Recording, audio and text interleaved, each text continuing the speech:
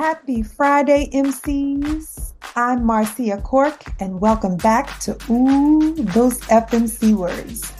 We switched it up the past 2 weeks, didn't we?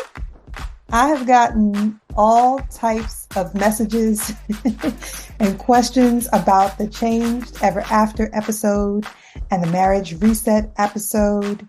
Initially, I was going to kick off today's show with that feedback and answer some of the questions that you guys had, specific questions that you had for me, questions that you had that you wanted the other women on the panel to answer. But instead, I decided to hold off and compile all of those questions, all of that great feedback, and put it into a future relationship episode. But what I can tell you is the men's perspective is on the way. The planning is already underway as we speak. So yes, we'll be discussing what Changed Ever After looks like from the male point of view, or when dating a woman who's divorced or separated. All right.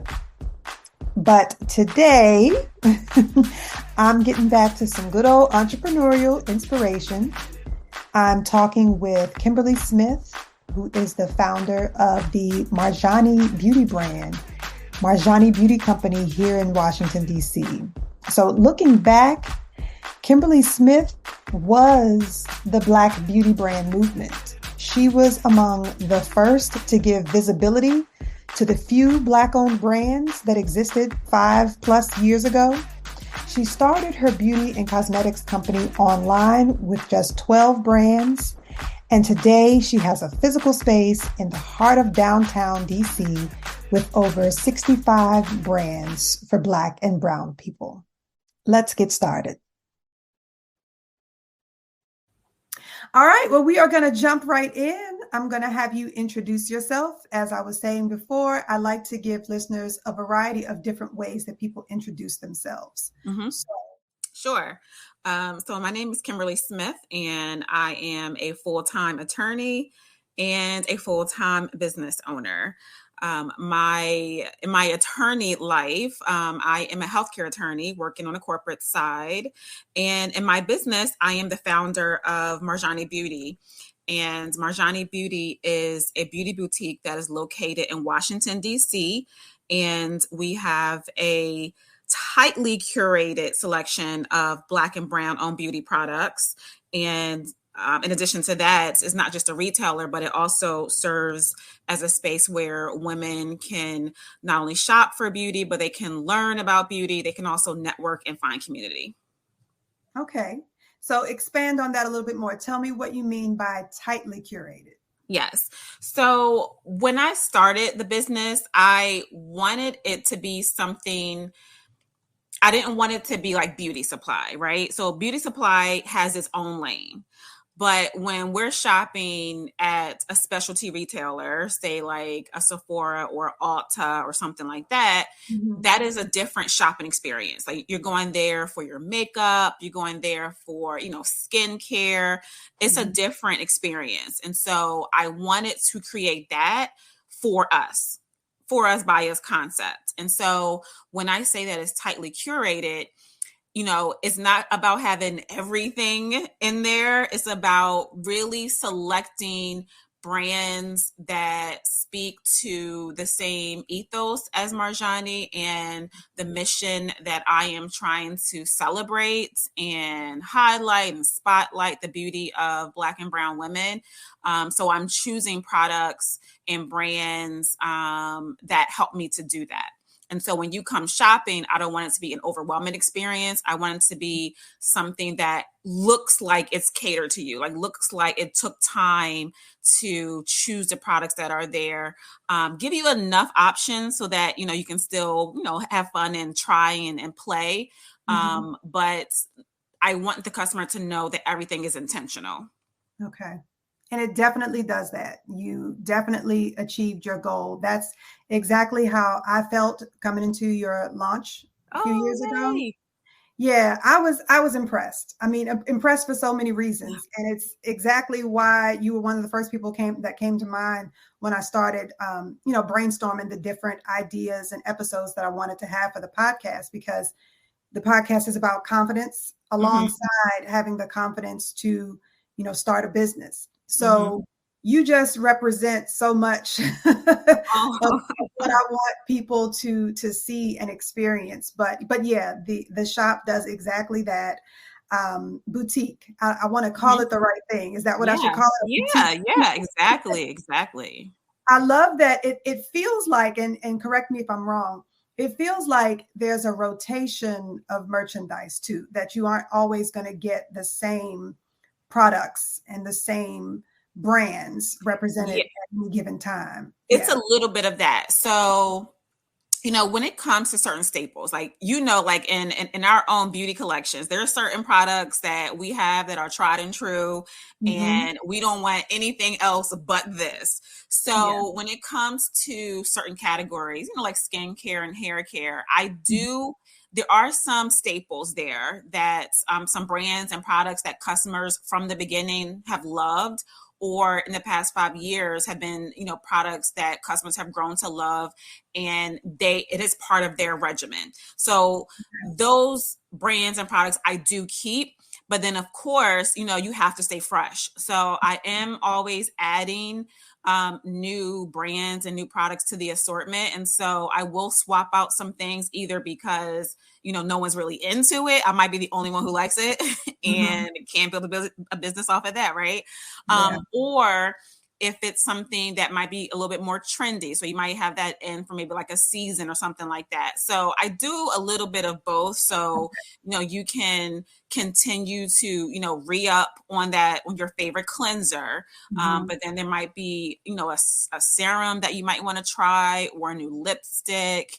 If there's new foundations coming out. So Yeah. it's cool because it gives me the flexibility to still be out there shopping and to find something where I feel like I'm putting the customer on to something new. So I'm able to kind of do both. Okay. Okay. And that makes sense because there's nothing worse than adding something new into your regimen, getting Hmm. used to it, and then it's not available anymore. Yes. So, yeah. Listen, that is my worst fear. And, as a small business, when I think about, who the competitors are, or who, like, Mhm. where is the customer shopping?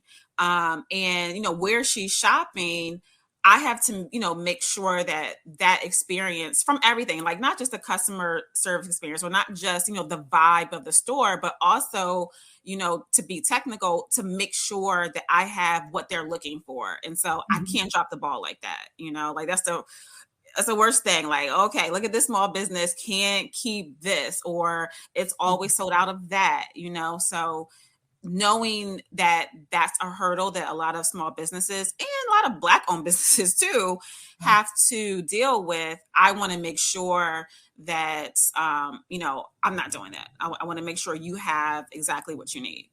Yeah. Okay. All right. Well, tell us more about the process. So, going into the business, I know you're an attorney, and we're going to Hmm. circle back to that as well. Hmm. How do you make that shift? How do you go from attorney to beauty and cosmetics business owner? Well, I don't really know if I've made the shift, because I've been doing, I mean, I did take a break where I was working the business full time. And Okay. I would tell you that really came because I had to. Like, my plan Mhm. going into starting a business was to continue to work full time. I Okay. started Marjani online first, about, at this point, little over 5.5 years ago. And then almost 2 years into running the online business, I had a business partner, and we came together to share this physical space. Okay. And even then, I still wanted to work full time because, hello, it's expensive Yeah. and it's a lot to, go from, getting that regular direct deposit to basically like you eat what you kill. That's a hard life. It's a hard transition to Yeah. do. And But you know so I what's feel, interesting?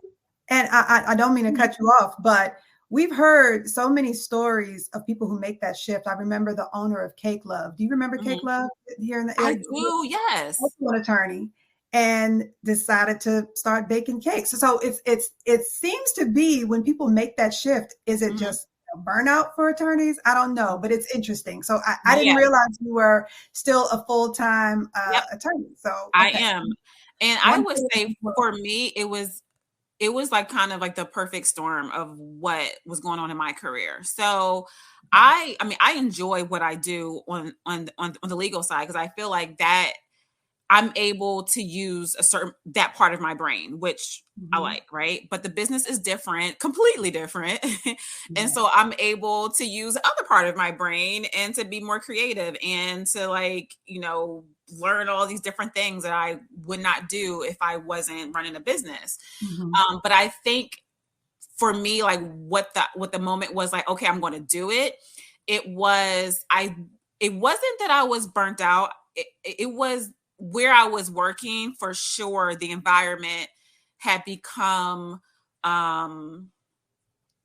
it had become a lot. Okay. And as a Black woman, a lot of times, we're in spaces where we're the only one who looks like us, and we Mhm. do it so often, and we do it well to the point, we don't think about it a lot. It Yeah. just becomes second nature.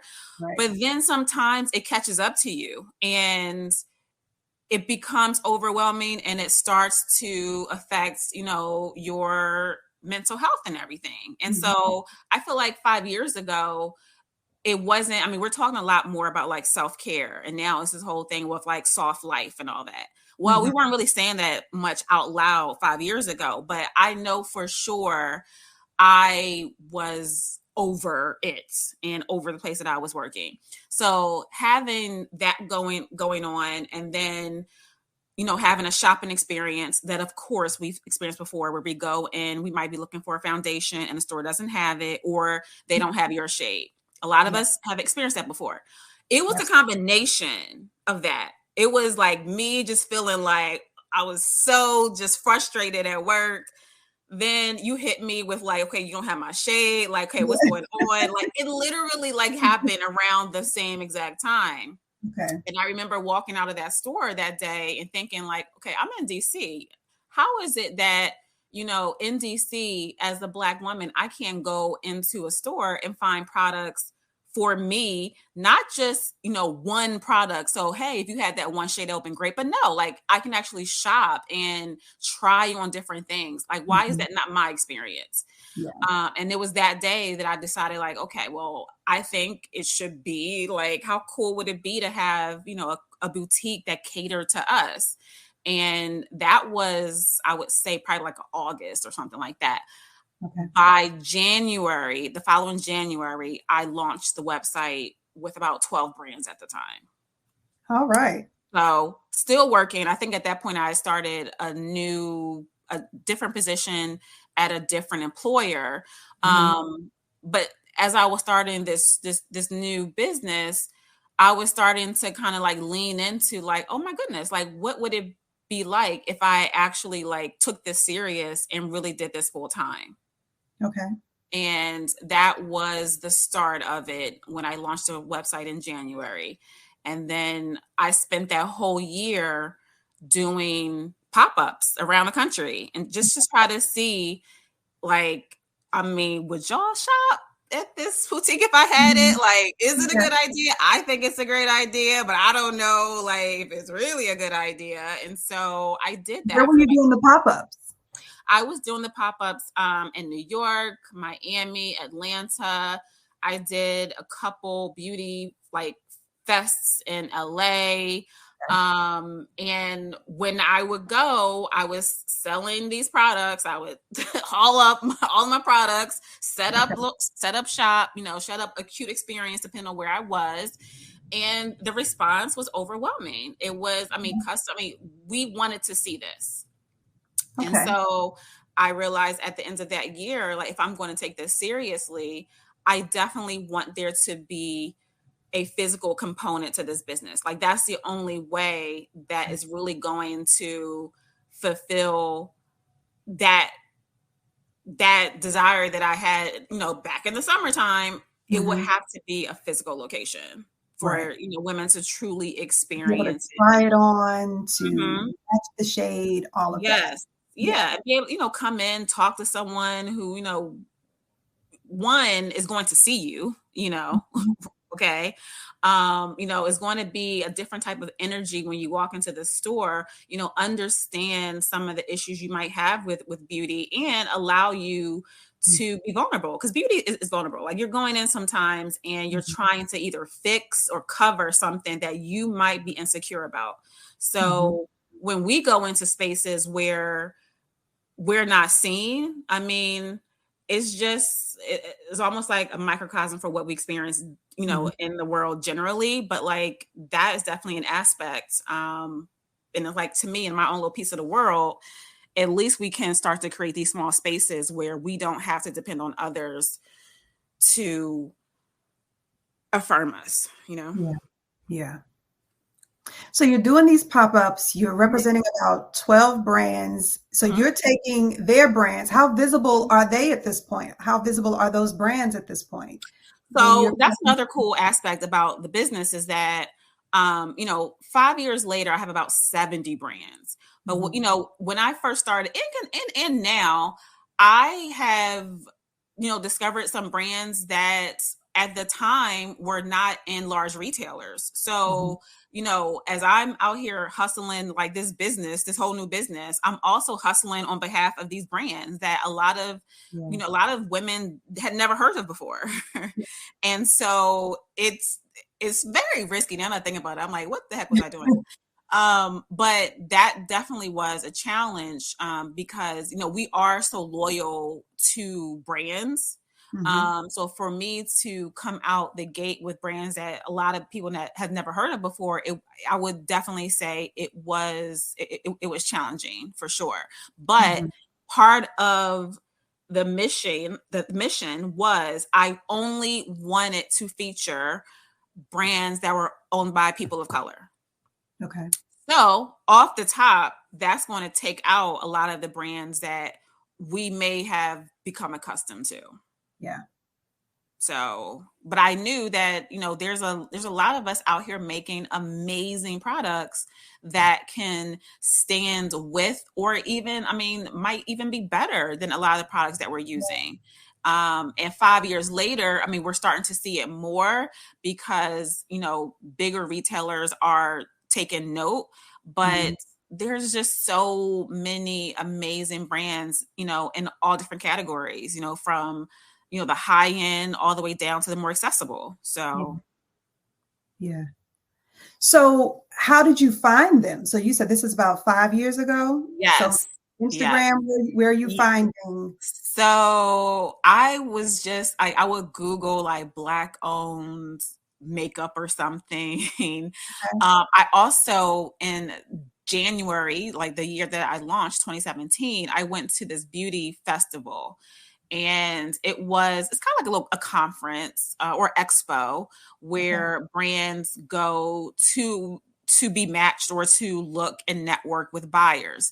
So when I went to this expo, I made a beeline to only, at the time, it was only like Black owned brands. It wasn't a lot of others, but I made a beeline to only the Black owned brands. And I think out of like maybe over 100 or hundreds, it was probably like 10, less than 10. Okay. So I would say a majority of the brands that I started with, I met at this expo, Okay. outside of, just an online search. And I didn't have a business plan or anything. I had like a one pager of this idea of like what I was going to do. And for the brands that I didn't meet in person, that I reached out to, that I found online, I just sent an email and said like, hey, this is what I'm trying to do. Would you be interested? And that is how I started initially. Now, the good thing 5 years later is that now brands, they seek me out too. So it's not Mhm. just me out there, but like now it's a little bit different. I Mhm. still do my own search, because I love to discover, new brands, and just kind of, sometimes, everyone can get lost in the IG rabbit hole, but I love that. So I find brands myself now. Customers might recommend brands, and a lot, I would say now, are brands that are reaching out directly. Yeah. Okay. Yeah, because at that point they're really taking a chance with you. Yes, yes. Brand established, they have a following. They're probably sending direct to consumer. Yeah, like, So who is this person? exactly, sending me an email.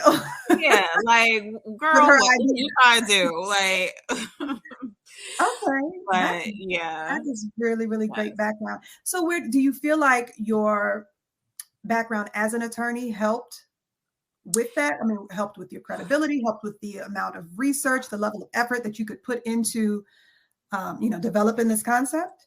I would say, yeah, there are definitely some aspects for sure. Like I said, like, I didn't have a business plan. I didn't have a business plan, but I, I had structured my business though. So like I had did all the proper filings to, to structure the business and do all those things. So, Mhm. I wasn't like truly like out here floundering, like, okay, what am I doing? So there was, some structure going on there. Okay. But Talk about what structure you did have, because again, this podcast is for people who really may just have a concept right now. yeah, And so walking yeah. through, So so when it what came did you to have? like business formation, and so making sure that, whether you're going to be a corporation or an LLC, like I did that. When I had the idea in like August, I had started in September doing the proper filings with DC to make Okay. sure that it was going to be a legally sound business. Okay. Researching what it would require to run an online business, like what taxes would I need to do, like I had to figure that out, Mhm. and setting up the structure of the website. So I did all of that. Privacy terms, terms and conditions. I did all of that, like legwork to Okay. start the business. So Did you that was did you work with an helpful. attorney or an accountant for that part, for the business structure?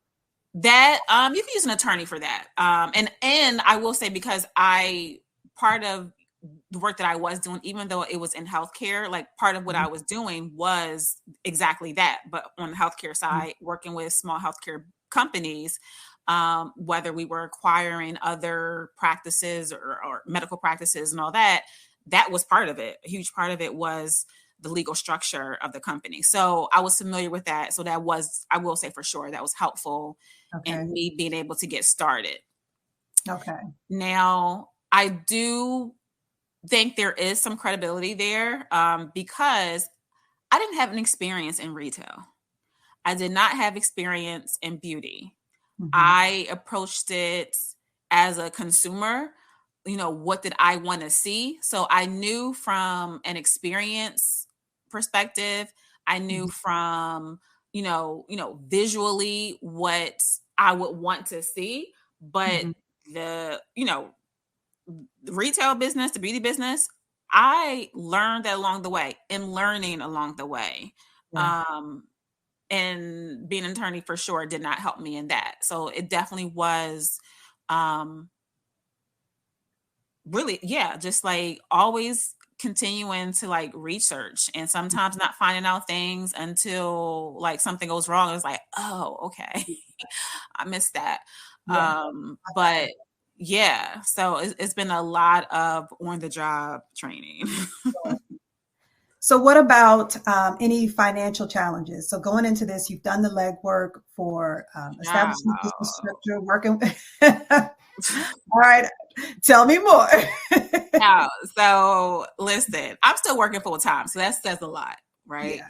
I bootstrapped the business, which is, I'm in the same boat, unfortunately, as a lot of us Black women, where we almost outnumber where it comes to starting businesses. Yeah. And but for, access to capital is, why a lot of our businesses don't succeed.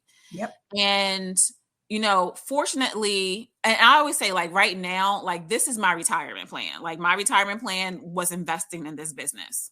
Okay. And which is why like I'm so passionate about it, because like it has to work. Like there is no option for this not to work because it has to. Mhm. So I've been bootstrapping from the beginning. And I think, no, when COVID hit, that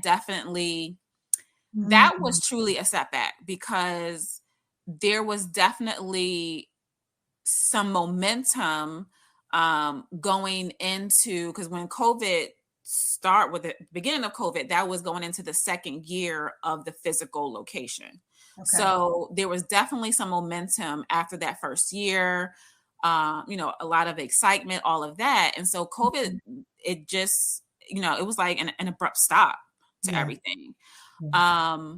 Now coming, I mean, we're still in it, but we're outside, obviously. So Mhm. it's the business is now able, to be open, but it really didn't like open until like January, February of this year. It's 2022. Yeah. So it's like 2 years of the business not operating at an optimal level.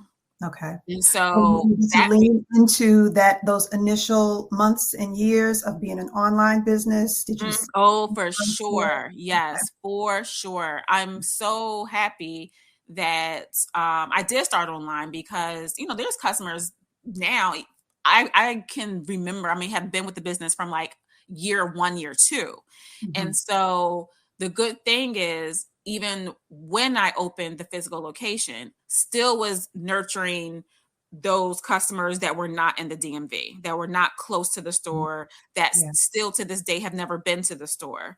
That was really important, because the online part of the business is what sustained the business, and Mhm. still gave me some hope that, you know, after the pandemic, or, when we have some semblance of a normal life, that the business can still work. Yeah. Um, yeah. And like now I almost feel like the business really started over again. So it's like almost like phase one of the business, and now is really like a phase two. Mhm. And I'm still more like heavily invested, obviously. Now I do apply for like more grants and outside funding, but it's definitely one of the biggest challenges for sure. Okay. How was it for that 2 years? I know people who are not in the DC metropolitan area don't know, but that downtown area where your physical space is Mhm. located, that's Mhm. prime real estate. Yeah. I can imagine what it would be like to continue paying rent monthly when you're Oh, open. oh gosh. Business. It was hard. And so like I mentioned that I had a business partner. So I had a business partner at the time. So we were splitting the rent. Even though we were splitting the rent, it still was like if your store is closed, and revenue dipped down. I think at one point it had dipped down about 70%. And Mm. that's when like no one was really shopping, obviously, for a couple of months, even though the online store was there. It did, people started to like, okay, I'm in a house, I do need certain things. They started to buy, but initially no one was shopping. So, having rent due, and you literally have no revenue coming in, it was scary. It was scary. I can. And initially, when all the PPP loans came out, initially, like I I didn't get any of it.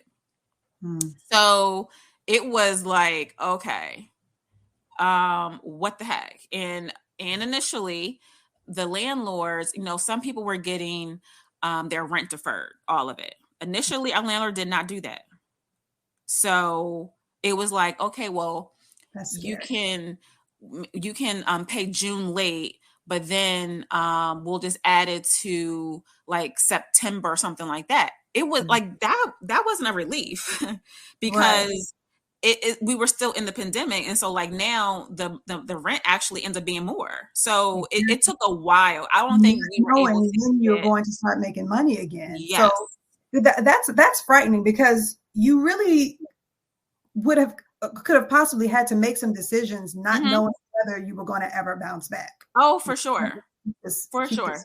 space. Yeah.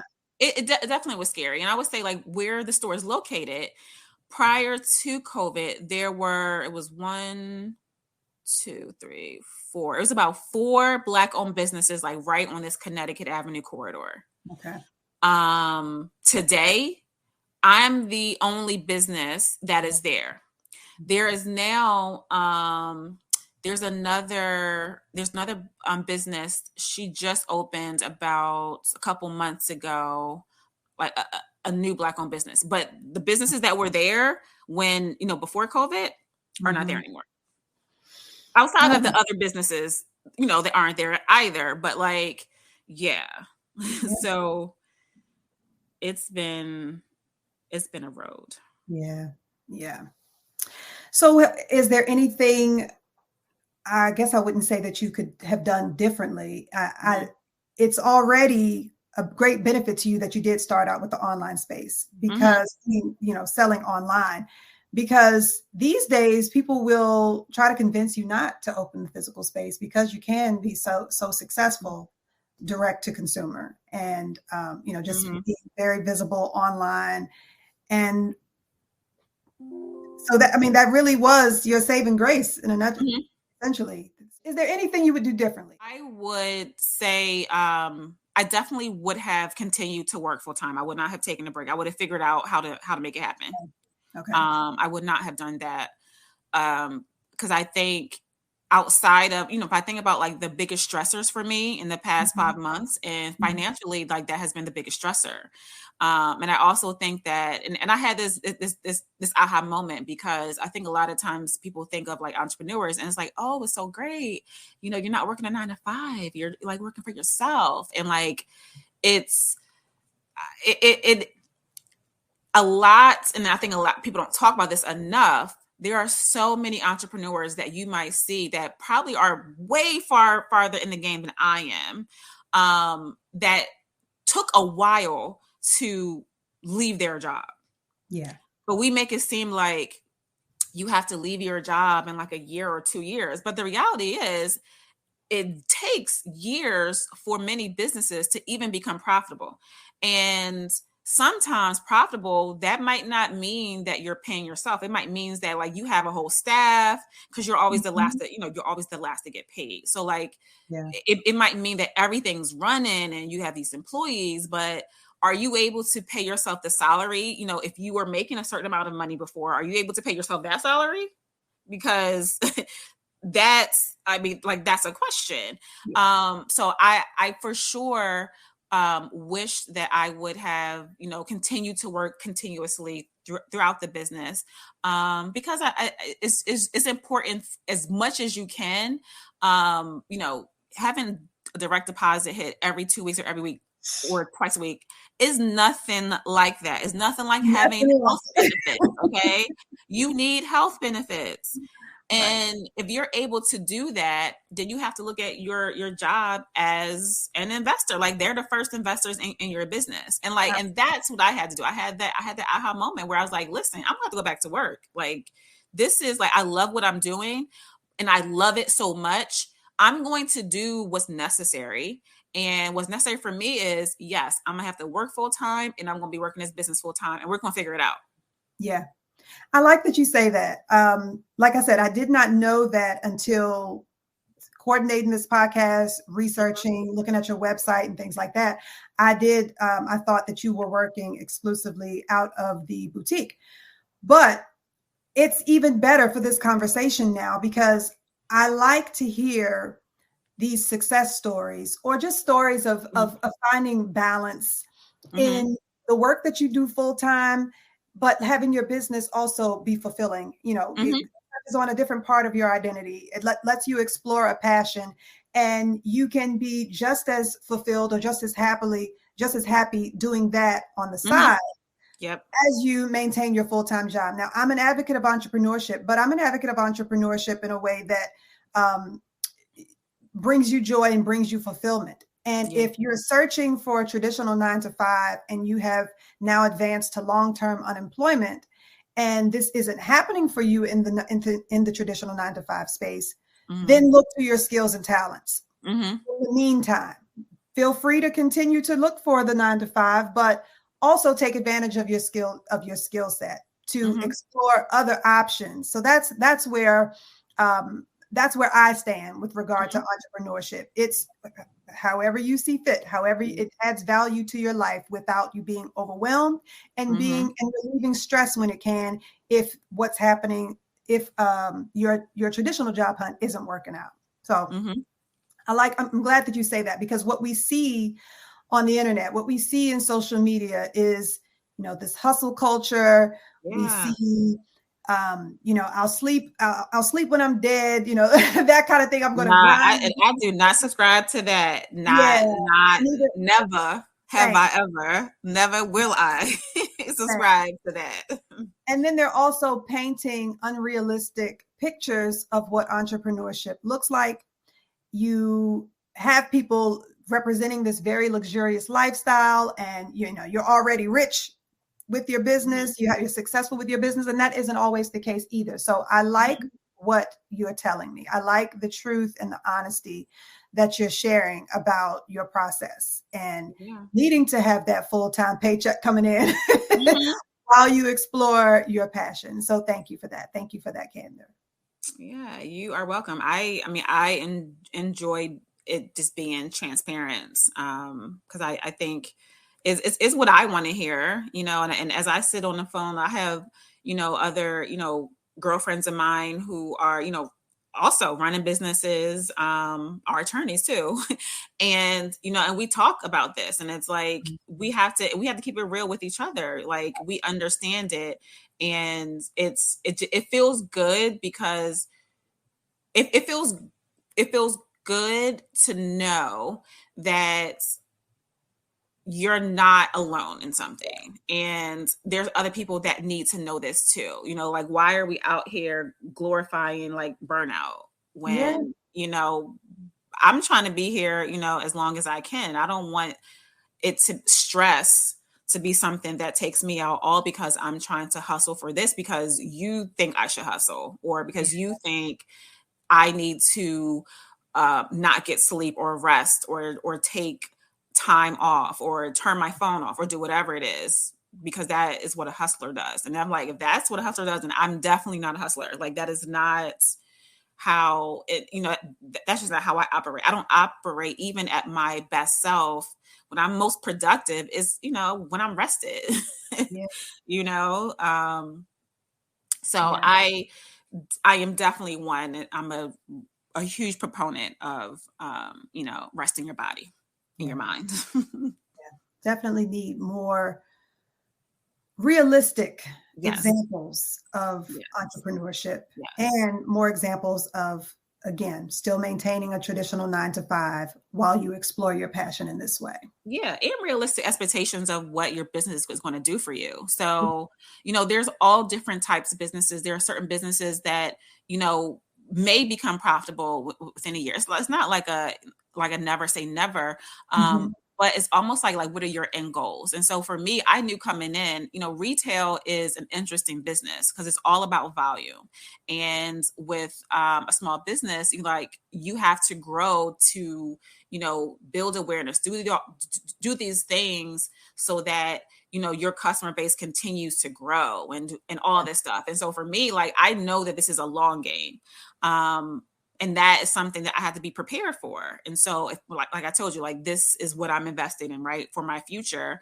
So with that, I have to have that long game in mind. So yes, along the way, I do have some wins that I can, I can celebrate, I can be happy about, and that gives me signs that I'm on the right path for it to be X. But I know that I have to be patient with what I'm doing. And it's not going to be an overnight success. And I'm battling with everything, battling with a whole pandemic, battling with, a business partner, that relationship ending and starting over again by yourself. All these things are happening in real time while I'm continuing to grow the business. And from the customer perspective, them continuing to have a seamless experience. Yeah. So what's next? What's next for Marjani? So what's next is that I am trying to expand my physical and digital footprint. And so what that means is, digitally, I I'm trying to figure out how to grow the online part of the business, and to reach more customers. So that's, outside of just like marketing, getting customers that way, but like, how can I partner with other businesses, other larger businesses, and figuring out, how to share this curation that I've been working on, that I continue to work on. So that's something that I am looking to do. And physically, again, trying to figure out like what makes sense as far as like partnering with larger organizations. And so I don't know if it would be a standalone, but it might be something where you would see Marjani inside of another store or something. So that is the next step. And then also getting into producing into product development. So producing my own products. As a retailer, that is one of the things that's really important as you start to expand. So you see a lot of retailers do that, like as far as like private labeling or developing their own products. And so now I am jumping into that pool. And so within the next 6 months, I'll have my first round of products that will be launching. So yeah, that is what's next. Yes. Like that is exciting. I will say, like, when we're talking about doing something that, that you enjoy, that's, I'm excited about what is to come. I'm excited about what I'm doing. It is fun. Like it's stressful, but like I genuinely love what I'm doing. And starting something from scratch, whether it be the store or now this whole product, it's exciting. Have you been able to weave? I know you're also a travel enthusiast. Have you been able to weave any of the travel, any international products? I am. So I am going to slowly get back into traveling. And that was one of the things I used to love to do, which is why, again, like reinforcing, girl, you need to go back to work, because listen, I am not 24 where I can like sleep on couches or do anything like that. Like now I am of a mature age where it's like, okay, I guess I still have to like live life at the same time, right? And so traveling is like one of the things I enjoy. So yes, I'm going to get back to traveling. The line that I'm coming out is a body care line, and it is inspired by the African diaspora. So a lot of the main hero ingredients, I am sourcing directly from there. So this fall, I'll be going over there because I'm working with a lab that is developing like 2 of the products. Wow. And so, yeah. So like that'll be part of my upcoming travels. And being able to visit, the source of where a lot of these amazing products and ingredients are being made. So I am excited because I will be able to weave like my love of travel now with the business. And yeah, it seems like it's coming full circle, really. Yeah. Yeah, that's exciting. So we talked about the It's Me approach earlier, but kind of jumped into the entrepreneurship story. So would you say that so that's something about you or about your past that really, like you said, brings all of this full circle? That's the thing from your past that drives the work that you do today and ultimately what you want to do with the brand and with the boutique in the future? I would say like for me, when I growing up, my mom, so my mom was a single parent, and when she worked a traditional like 9 to 5 for a long time, but then at a certain point she ran her own business. And my grandmother, from as long as I could remember, always had her own business. So it's something that I saw, and I saw, I saw them just living independent in the sense of making decisions for themselves and being independent from someone else determining like what their future was, raising families off of, the work that they were putting into their businesses. Yeah. And I don't know if I knew exactly like that was going to be my path too at the same time. But of course, a lot of times you don't realize things until you're an adult. And then you start to look back and you're like, Yep. oh, okay, I see why this, although it seemed crazy, it wasn't that crazy, you Yeah. know? So when I told my mom, like, I literally remember when I walked out that store and I had the idea of this business, I immediately called her. I was like, okay, so look, this is what I'm thinking about doing. Like, and she already knew like what was going on with me, like at work and everything. And she was like, well, listen, like whatever it is you're trying to do, I got you. Let me know what you need, this, that, and the third. And so that was like, and so now I'm thinking about that, like, okay, so that was my support right there. Like, Yep. not even knowing exactly what this was going to be. I had her saying, like, okay, look, what do you need from me? What you need to do? I got you, whatever is good, whatever. And Yeah. so having that level of support, I will say, it's like, oh, okay. Mhm. Like, yeah, like this Absolutely. is why I'm able to do what I'm doing. This is why I was able to not work for a long period of time. You know what I'm saying? Like, this is why I'm able, like, if I have this new, like, okay, how can we grow? I need to do this for it to grow. Mhm. Okay. All right. Well, let's do this. Like, so I definitely think having the support and then seeing, women directly um, be entrepreneurs has Yeah. definitely made an impression upon me. Absolutely. To see realistic examples Hmm. of entrepreneurship and Yeah. the good as well as the bad, the ups and Oh the downs, yes. the For hardship, but then yes. also the recovery to see Yes. that you can see this through, you can Yes. ride this out, that it's going to ebb and flow, but Hmm. can still be successful. Yeah. And Where that's what other I'm people trying might to do throw in the now. towel if Yeah. things start to, Yeah. look a little difficult because they don't see those examples of getting Hmm. to the other side. Yeah, because it Yeah. does get difficult sometimes, and sometimes get difficult, but then right around the corner, it just gets better again. Right. And then so I do know for me, like that drive, I want to be an entrepreneur to the next level. Like I want to do more than they did. So yes, they were able to like raise their families, they were able to help out family members.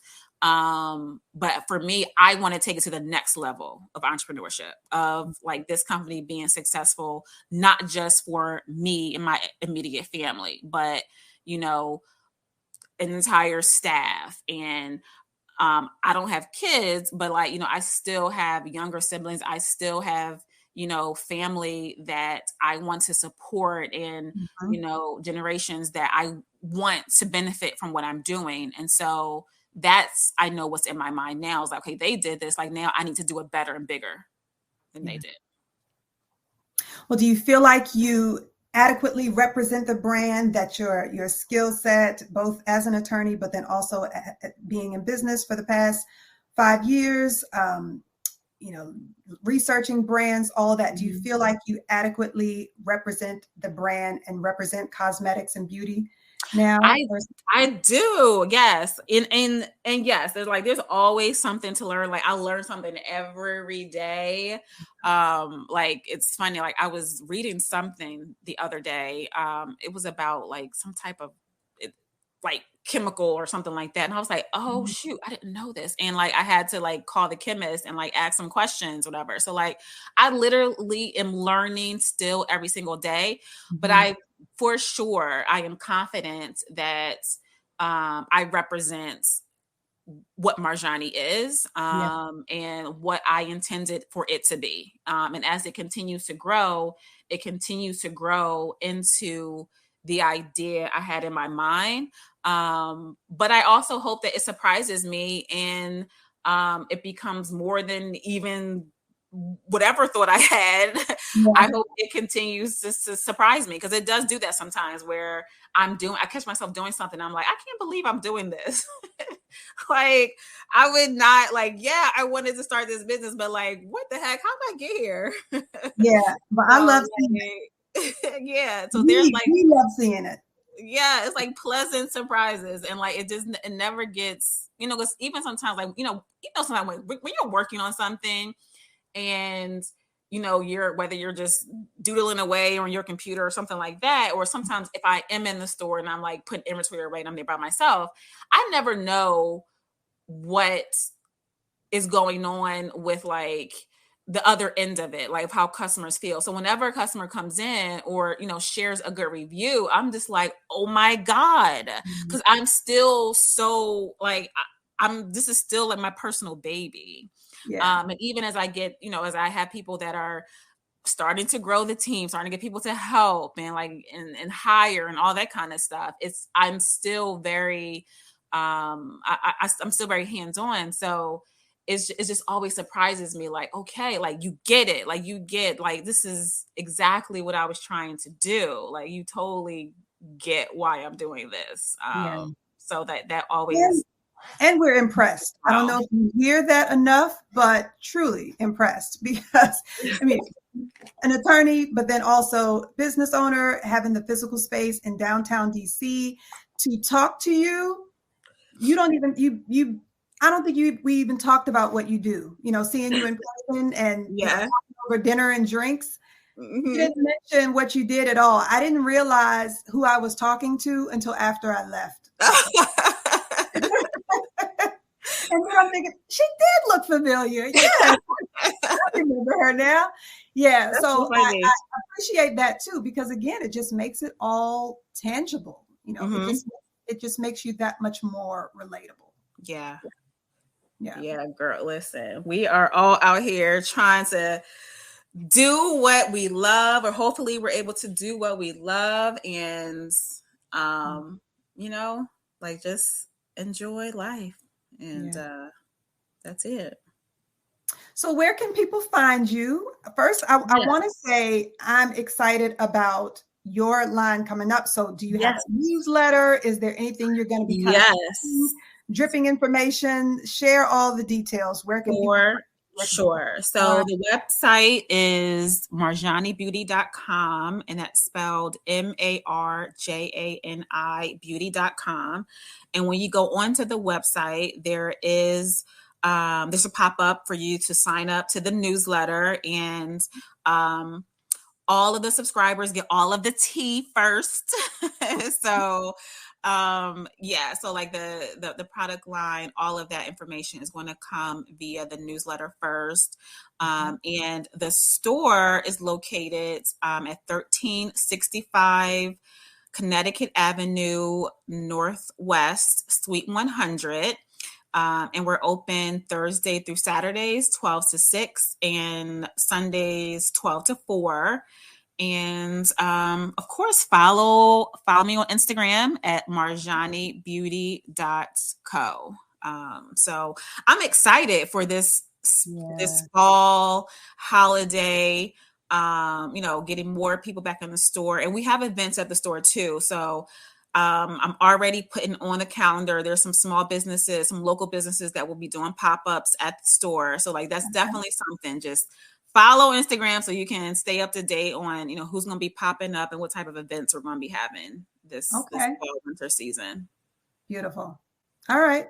Well, I also want to get people back into your store. I talked to you about doing a giveaway. I would love to do a $50 gift card or some type of bundle. You and I can work out the details of. Yes, that's fun. That's fun. Yeah. So like whatever you think, like either a bundle or even we'll talk about that, because we also do makeup too. So like we could that would be something little fun. Yeah.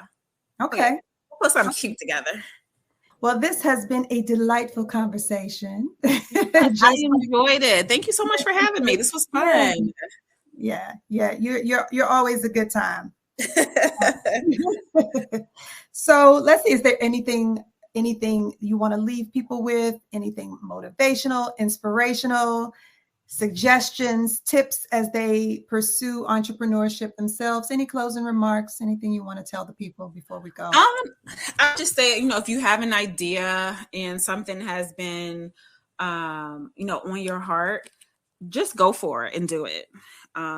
There's nothing worse than, having an idea and like 3-4 years later, you see someone else that like had the same idea. And if you would have just gotten started, just think of just how far you would be. So that's always my thing. Just get started on whatever it is. And, sometimes you have to limit who you share that with, because you can have a lot of influences where they might, dissuade you from starting something. So just when you are thinking about entrepreneurship, just you definitely need a village, but just choose your village wisely, because it can be the best for you, having people that support you, and that will just give you the real, and make things really transparent about what it really takes to, run a business day in and day out. But the first thing is you just have to get started. Just do it. Absolutely. Beautiful. Beautifully done. Beautifully said. Right. All right, MCs and Marjani followers. If you don't already follow me on Instagram, now the time. I'm giving one lucky follower $50 to shop the Marjani store. Follow me now on Instagram at It's Marcia Cork, and then message me with the hashtag Marjani Beauty to enter. Enter by midnight, Thursday, September 22nd, and I'll DM the winner on Friday, September 23rd. And don't forget to follow the podcast now so you don't miss Kimberly's episode. That's Ooh, Those Effing C Words. Listen on Apple Podcasts, Spotify, Google Podcasts, or iHeartRadio right now. Thanks for following.